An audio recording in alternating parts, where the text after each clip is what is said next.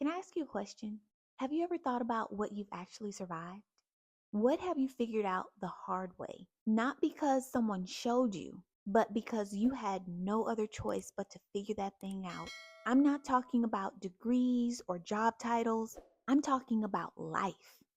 The hard earned, battle tested, duct taped, and delivered kind of wisdom. You think that stuff doesn't count? I'm here to tell you it counts more than you know. And in this episode, I'm going to show you how the very things that you've been overlooking could be an entirely new stream of income in your next chapter. You know what breaks my heart? When a woman tells me that she's been out of work for a long time, or I'm just a caregiver, or I was just managing my household. And when they say it, the eyes go down, the head goes down, and the body language changes. It's almost as if they are convinced that those things did not matter. As if all that effort they put in, all that resilience that they've shown over the years, it's somehow erased or it doesn't matter just because it didn't come with a paycheck. But let's go ahead and reframe that right now. That thing that you've been doing, keeping track of everyone's doctor's appointments, bills, and emotional meltdowns, that's called executive function coaching. Remember when you were helping your kids with their homework during the pandemic and you were juggling all the meals and all their mood swings? That's instructional strategy with a sprinkle of emotional intelligence on top. Organizing family reunions, church functions, and your cousin's baby shower on a shoestring budget? Well, that's event production.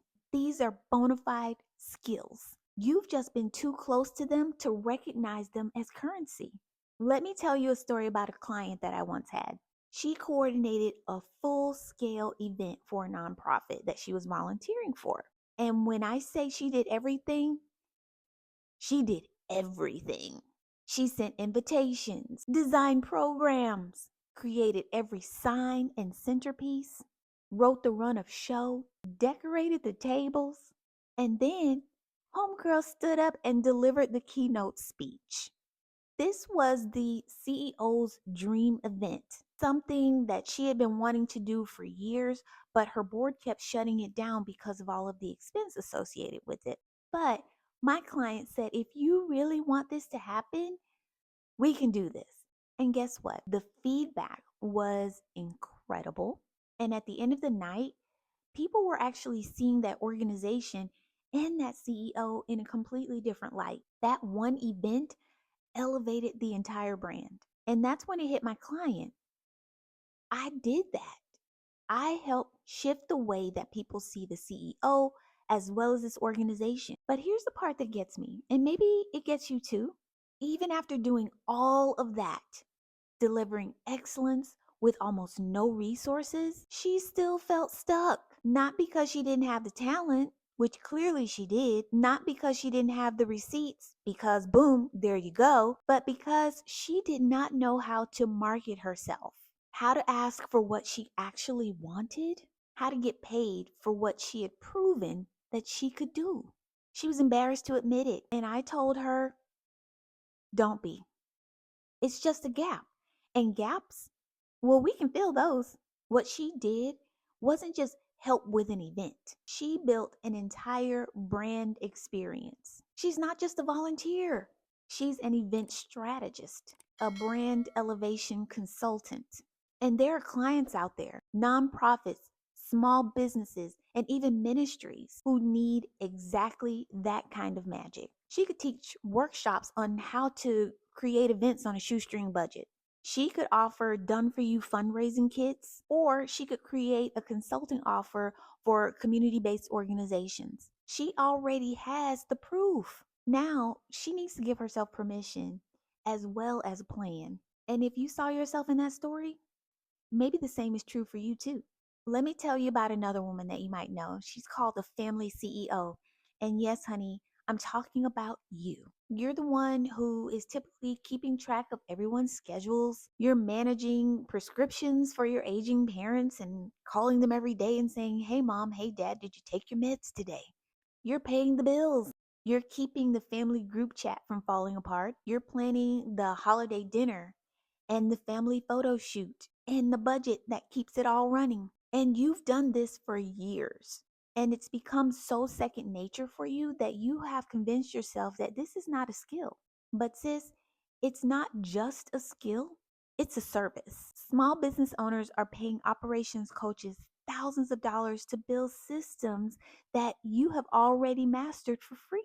Moms with ADHD, they're hiring executive function coaches to help them with organization, planning, time management, and other skills that they need to function on a daily basis.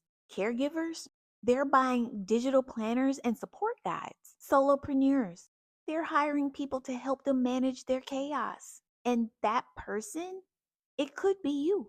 Imagine being able to offer a digital planner based on all of the things that you've already done, or a Sunday night workshop called How to Manage Your Week Like a CEO, even if you're a caregiver. Or how about a $47 masterclass on how to systemize your family's calendar? You're not just managing life, you're running an empire. But the problem is, you don't see it that way. Not yet. Let's talk about another woman that we all know. She is that girl. You know the one. She shows up and all the heads start turning like, woo, who is that woman? And it's not because she's particularly flashy. She is just put together and confident. She comes in her jeans, her blazer, her red lipstick, and you're like, wow, honey, where did you get that outfit? And she looks at you and she goes, girl, I thrifted this whole thing for $10. And here's the kicker, she's not a stylist, she's not an influencer. She just has a gift to see the beauty in other things that other people often overlook.